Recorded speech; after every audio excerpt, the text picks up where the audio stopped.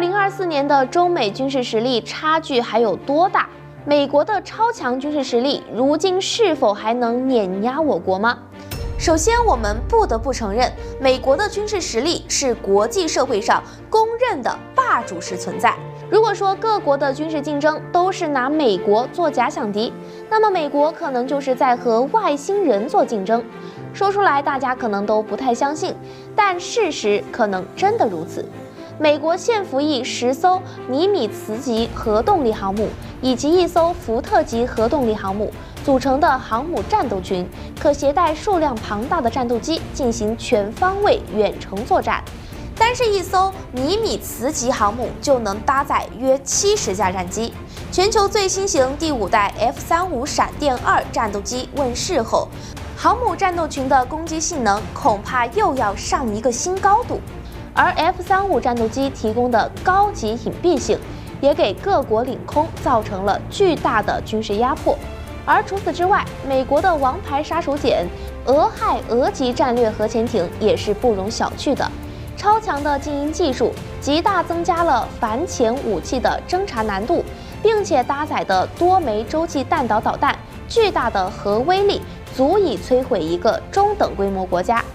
美国强大的海军军事实力至今遥遥领先，中国有何武器能与之抗衡一二呢？倘若中美发生冲突，面对美国强大的作战装备，中国可有什么应对的装备？如果说美国的航母战斗群是他们称霸海上世界的标志，那么我国的东风系列导弹也就是令他们忌惮的原因了。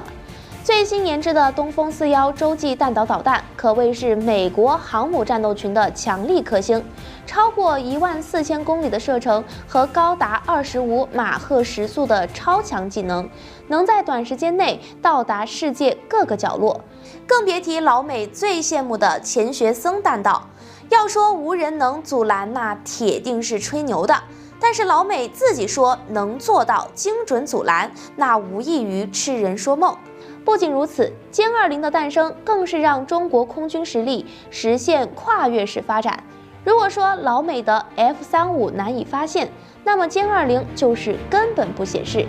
因为曾经在南海发生过这么一个有趣的现象，一位美国大兵驾驶着 F-35非法闯入南海，结果被我国歼20拦截。而据他的事后解释，当时的机载雷达根本没发现歼20靠近，直到驾驶员肉眼看到后才知道歼20过来了。这就好比卡视野一样，孰优孰劣也不用再多说。而中国最新研制的096型战略导弹核潜艇也有望亮相，它的出现将填补中国核潜艇领域的空白，为提升我国军事实力做出重要贡献。